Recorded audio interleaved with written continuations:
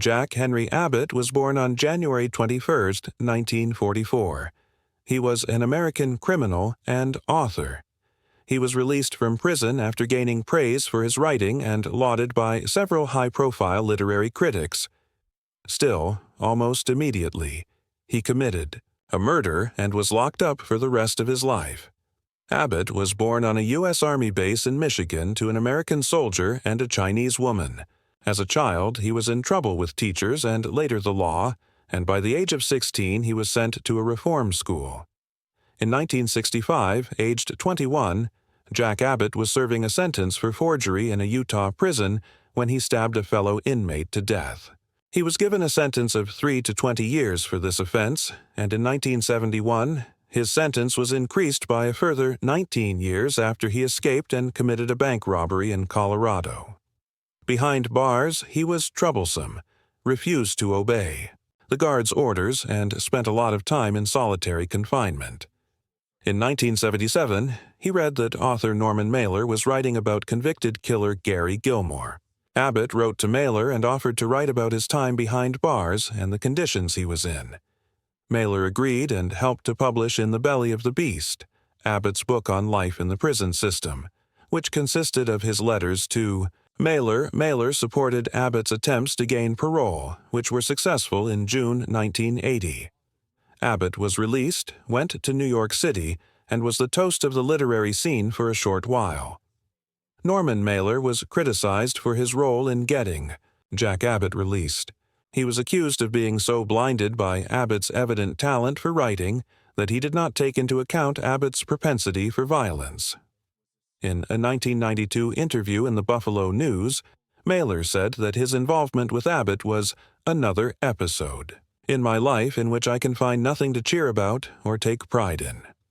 On the morning of July 18th, just 6 weeks after exiting prison, Jack Abbott went to a small cafe called the Binnibon in Manhattan. He clashed with 22-year-old Richard Adan, son-in-law of the restaurant's owner, over Adan's telling him the restroom was for staff only. The short-tempered Abbott stabbed Adan in the chest, killing him. The next day, unaware of Abbott's crime, the New York Times reviewed The Belly of the Beast positively. After some time on the run, Abbott was arrested and charged with murdering Richard Adan. At his trial in January 1982, he was convicted of manslaughter and given 15 years to life. Apart from the advance fee of $1,500, Abbott did not receive any profits from The Belly of the Beast, as Richard Adan's widow successfully sued him for $7.5 million in damages, which meant she received all the money from the book's sales. There was a tragic irony to the murder, not lost on the community of aspiring writers and actors in New York. While Abbott was an accomplished writer, Adan was both an actor and a playwright, whose talent was just beginning to be recognized. Shortly before his murder, his first play had been accepted for production by the La Mama Theater Company. In 1987, Abbott published another book, My Return, which was not a success. It contained a great deal of self-pity but no remorse for his crimes. Abbott blamed his crimes on the prison system and the government and said he wanted an apology from society for the way he had been treated. He appeared before the parole board in 2001, but his application was turned down because he failed to express remorse, his lengthy criminal record, and his disciplinary problems in prison. On February 10, 2002, Jack Abbott hanged himself in his prison cell using a makeshift noose constructed from his bedsheets and shoelaces. He left a suicide note, whose contents have not been made public. Jack Henry Abbott hanged himself with a bedsheet and shoelace in Wenda Correctional Faculty on Sunday, February 10th. At first, his family was convinced he'd been murdered. He wouldn't have killed himself that way, his sister told a reporter. Maybe a bedsheet and shoelace comprise an improbable instrument for Abbott, but they're equally improbable as a penitentiary murder weapon. In all the years I did research in prisons, I never heard of anyone being strung up by a bedsheet and a shoelace. It's not how it's done. Thus far, no evidence has turned up suggesting anybody had a hand in hanging Jack Henry Abbott other than Jack Henry Abbott. Two coroners, one hired by the state and the other hired by the family, have called. It's suicide, and the prison authorities say they have a suicide note. They haven't released the note, and they haven't said why they won't let anybody see it, but those guys adore secrets, and maybe the note said true bad things about them they don't want anybody to know, like Khalida with the Hunter Group report. Jack. Henry Abbott spent the 9 years before his 18th birthday in Utah reformatories. He was free for 6 months. Then he was sent to the Utah penitentiary to do time for writing bad checks. He got more felony time 3 years later when he stabbed one inmate to death and injured another in a prison brawl. He robbed a bank during a brief escape in 1971, which earned him a 19-year federal sentence on top of the state time. He was then 25 years old. In 1978, Abbott began a lengthy correspondence with Norman Mailer, who was writing The Executioner's Song, 1979, a fictionalized biography of executed murderer Gary Gilmore. Mailer got some of Abbott's letters, published in the prestigious New York Review of Books, which led to the publication of Abbott's first book, In the Belly of the Beast, 1982. When Abbott came up for parole, Mailer wrote a strong letter on his behalf, saying he was fit for release and that Mailer could guarantee him gainful employment in New York. Abbott was transferred to a New York halfway house in early June 1981. Diane Christian and I had researched death row in Texas not long before that, and we exchanged regular letters with several men on the row. One read, In the Belly of the Beast, and wrote, They're the kind of letters somebody on the inside writes somebody on the outside who doesn't know jack shit about the penitentiary, and never will. He and several other men on the row found the book's success in New York proof of how easily conned people in the free world were. While Abbott was at the halfway house, he was the darling of New York literary society. He was on Good Morning America and attended fancy parties. I heard Mailer talk about him several times on TV and remember thinking, You found your own Gary Gilmore. Mailer had never gotten to meet Gary Gilmore, and I'd always thought that rankled him. He was hired to work on Executioner's Song by Lawrence Schiller after Gilmore's execution, and based his Gilmore dialogue on Schiller's extensive interview tapes. With Abbott, he had his pet convict. It was like those people who get a big animal you're not supposed to have and show it to you on a leash with a jewel-encrusted collar. You don't know if you're supposed to admire the animal or them for having it on the leash with the jewel-encrusted collar. Well, yes, you do know. If Abbott had stayed out of trouble for 8 weeks, he would have gone on parole. He didn't make it. 6 weeks after he got to New York, he stabbed to death a waiter named Richard Adan. Because of his previous record, Abbott received the maximum sentence, 15 years to life. After returning to prison, Abbott wrote a second book, My Return, 1987.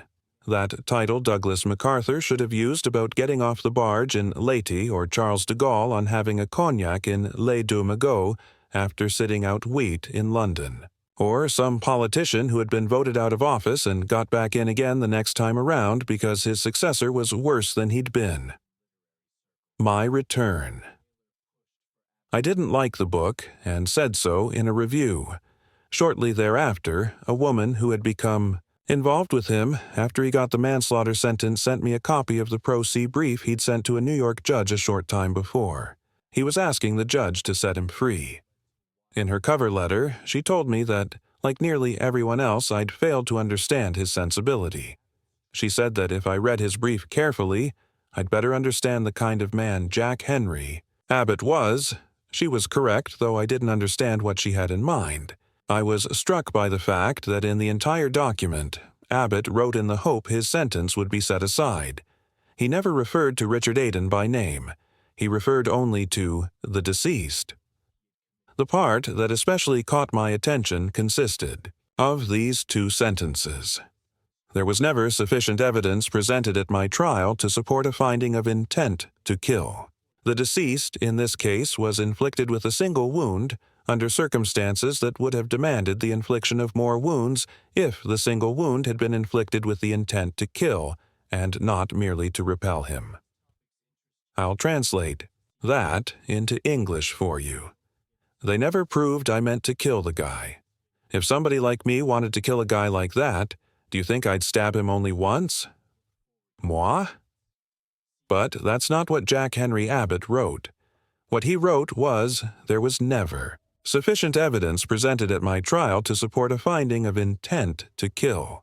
The deceased, in this case, was inflicted with a single wound under circumstances that would have demanded the infliction of more wounds if the single wound had been inflicted with the intent to kill and not merely to repel him. Jack Henry Abbott couldn't lie about the facts of the killing. There were witnesses. The only issue was the meaning of those facts. What impressed me about Abbott's statement is how astutely he used language to talk about what happened without admitting guilt or responsibility. He slipped into the passive voice, which has no actor, no agent. Things happen, but nobody's there to do them. Scientists always write in the passive voice because they like to pretend the hands of humans didn't influence what went on. The measurements were taken and were observed to be. Therefore, it was concluded that we all do it when we feel the need. We don't think, I'm switching into the passive now, any more than an experienced driver thinks about when to move the right foot from the accelerator to the brake pedal. Little kids always do it. How did that plateful of cookies wind up on the floor? It fell. After reading Abbott's statement, I understood that language could acknowledge events without in any way accepting responsibility or accountability for them. I decided that language had profound moral power that could appear to recast the facts its users purport to present. His life was tragic from beginning to end, Norman Mailer said in a prepared statement after he learned of the suicide. I never knew a man who had a worse life. I don't know about that. Based on the 2 books and the pro se brief, Jack Henry Abbott was a man whose life made perfect sense to him, a man for whom the clumsy organization of the world was proof of the world's continuing inadequacy. I don't know what made him that way, why it was okay for him to kill that guy in prison and that waiter in Greenwich Village and do all the other stuff he got locked up for, but those are what he did, and that's how he was, right up to the end, when he tied that bedsheet to the shoelace and quit the game on his terms in good time. A tidbit from Charles McGrath's lengthy obituary of Norman Mailer, who died on Saturday, intrigued us. Mailer's role in helping to win parole for Jack Henry Abbott, a felon, in 1981. Mailer championed Mr. Abbott's release, citing the quality of the prisoner's writings, and he agreed to hire Mr. Abbott as a research assistant. But Mr. Abbott went on to commit another murder within weeks of his parole. The episode was one of the low points of Mailer's long and storied life, as a visit to the Times's online archives shows.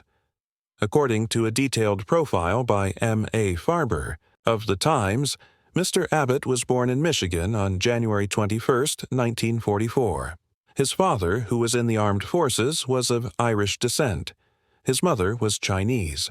He spent most of his early childhood in foster homes and was placed in a school for delinquent boys at age 12. In 1963, after being accused of breaking into a shoe store and stealing some checks that he made out to himself, he was sentenced to a maximum of 5 years in prison at the Utah State Penitentiary. In 1966, while serving that term, he was given a concurrent sentence of 3 to 20 years for the fatal knifing of a fellow inmate. In 1971, he escaped from prison and robbed a savings and loan association in Denver. He was convicted of armed robbery and given a 19-year federal sentence. He ended up, in 1979, at a federal penitentiary in Marion, Illinois, where he became an avid reader and started a correspondence with Jerzy Kosinski, the Polish-born novelist. By then, he had also sent a letter to Mailer after noticing in a newspaper article that Mailer was writing a book based on the life of the convicted murderer Gary Gilmore, who was executed in Utah. The book, The Executioner's Song, was published in 1979 and is considered by many to be Mailer's masterpiece. Mr. Abbott offered to help Mailer understand prison life. Mr. Mailer was deeply impressed with the literary quality of Mr. Abbott's subsequent letters, written by hand and often 20 pages or more. Mr. Farber wrote in the Times. In 1980, the New York Review of Books published a selection from the letters with a brief introduction by Mailer. Errol MacDonald, a young Random House editor looking for new talent, signed Mr. Abbott to a book contract with a $12,500 advance. The book would consist of excerpts from the letters to Mailer, who would write a longer introduction. Meanwhile, Mr. Abbott was trying to obtain parole, but first he had to complete his state sentence in Utah for killing the inmate.